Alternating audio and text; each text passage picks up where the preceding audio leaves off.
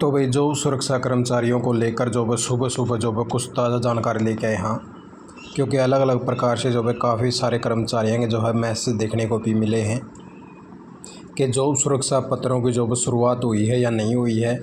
काफ़ी सारे साथी अभी भी कन्फ्यूजन में हैं, कितने फार्म वेरीफाई हुए हैं, एचओडी और डीडीओ के द्वारा कितनी जो है आपत्तियाँ लगाई गई हैं, हरियाणा कौशल निगम को लेकर जो है कांग्रेस क्या करने लग रही है, जिसके बारे में जो है सारी जो है जानकारी रहेगी।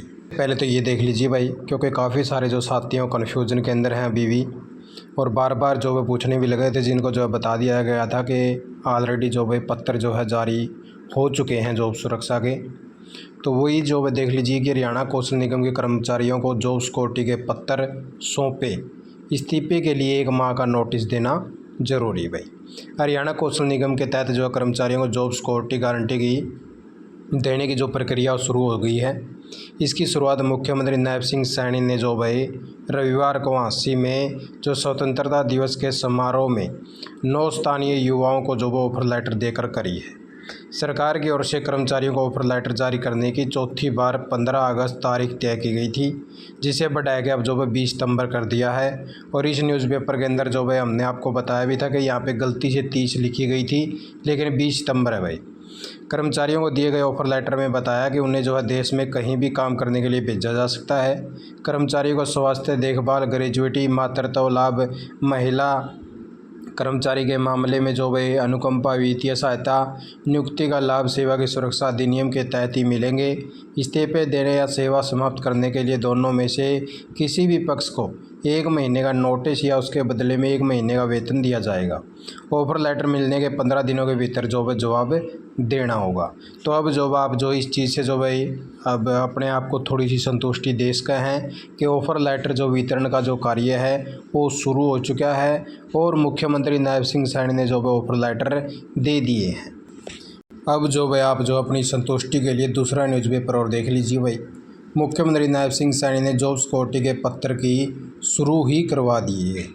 गलियारे में सबसे ज़्यादा चर्चा 15/8/2024 का अधिसूचित जॉब सिक्योरिटी कानून के लागू होने की हो रही है।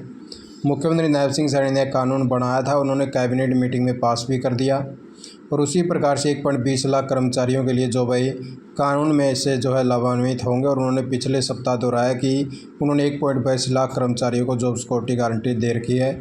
गलियारे में कहा जा रहा है कि नायब सिंह सैनी सरकार का यह कानून बनवाना एक ऐतिहासिक फैसला है। एक साथ हज़ारों कर्मचारियों की सर्विस सिक्योरिटी के तक जो है सुरक्षित होनी थी। जो कर्मचारी 14/8/2024 को 5 साल पूरे कर चुके हैं, 365 दिन के जो 1 वर्ष में जो है 240 दिन का जो वेतन ले चुके हैं, वह कर्मचारी जॉब सिक्योरिटी के लिए पात्र हैं। हालांकि कुछ विभागों ने कर्मचारियों को जॉब सिक्योरिटी का पत्र जारी कर दिया, मगर सरकार ने जो है दिसंबर 2025 में फैसला किया कि सभी पात्र कर्मचारियों को पोर्टल के जरिए जॉब सिक्योरिटी दी जाएगी। जो पत्र पहले जारी हो चुके उन्हें रद्द कर दिया। इसलिए जो है सभी पात्र कर्मचारियों को जॉब सिक्योरिटी के लिए पोर्टल पर आवेदन करना जरूरी कर दिया। गलियारे में कहा जा रहा है कि मुख्यमंत्री नायब सिंह सैनी कर्मचारियों को जो भाई लाभ देना चाहते हैं, इसलिए सरकार ने जॉब सिक्योरिटी का दायरा बढ़ाने के लिए कमेटी गठित कर दी। मगर सरकारी सिस्टम जो है मुख्यमंत्री नायब सिंह सैनी के इस ड्रीम प्रोजेक्ट को जो है लागू करने में 2 साल का समय लगा दिया। तो अब जो है हालांकि जो भाई मुख्यमंत्री नायब सिंह सैनी ने 15 अगस्त को कुछ कर्मचारियों को जॉब सिक्योरिटी के पत्र जो है अपने हाथों से देकर इसकी शुरुआत कर दी है। भाई और मगर सिस्टम को दुरुस्त करना होगा, और तभी जो है पात्र कर्मचारियों को जॉब सिक्योरिटी मिल पाओगी। तो इससे जो भाई आप थोड़ा सा और अंदाज़ा लगा सकते हैं कि जॉब सिक्योरिटी के जो पत्र हैं भाई उनकी शुरुआत कर दी गई है। गलियारे में कहा जा रहा है कि जब तक अफसरों की जिम्मेवारी फिक्स नहीं की जाएगी, तब तक जॉब सिक्योरिटी देने का समय जो है बढ़ता चला जाएगा। वैसे ही मुख्यमंत्री नायब सिंह सैनी बार बार दावा कर रहे हैं कि 1.20 लाख कर्मचारियों को जॉब सिक्योरिटी मिलेगी, मगर वास्तविकता यह है कि जॉब सिक्योरिटी पोर्टल पर 16/8/2026 तक के डाटे के अनुसार 87,552 कर्मचारियों ने पोर्टल पर जो है लॉगिन कर लिया है। यानी कि ये जो डाटा भाई अब आपका हर रोज़ बढ़ता जाने लग रहा है, यानी कि 1.20 से जो है ज़्यादा दूर नहीं रहा है, 87,000 के करीब पहुंच गया है।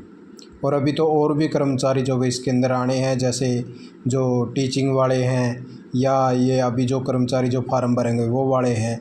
तो ऐसे कर कर के जो है लगभग जो है डाटा पहुँच जाएगा 1.20 लग अनुमान है। इसमें से जो है 63,312 कर्मचारियों ने जो है आवेदन भी कर दिया है। ठीक है।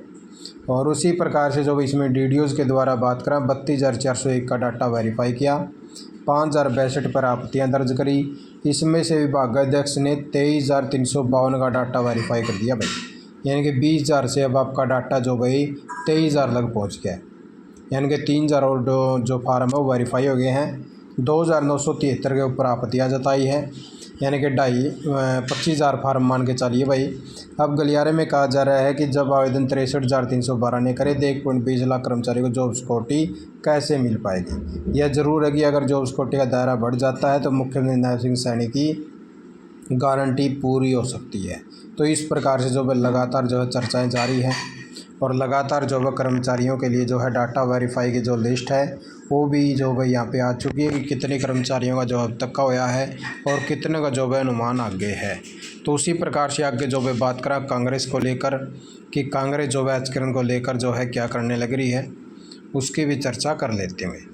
अब जो है आचरण जो है अचानक जो है कांग्रेस के निशाने पर क्यों आया, गलियारे में पूछा जा रहा है। हरियाणा कौशल रोजगार निगम आचरण अचानक कांग्रेस के निशाने पर क्यों आया। पूर्व कैबिनेट मंत्री पूर्व स्पीकर अशोक अरोड़ा ने जो भी इस विषय को उठाया।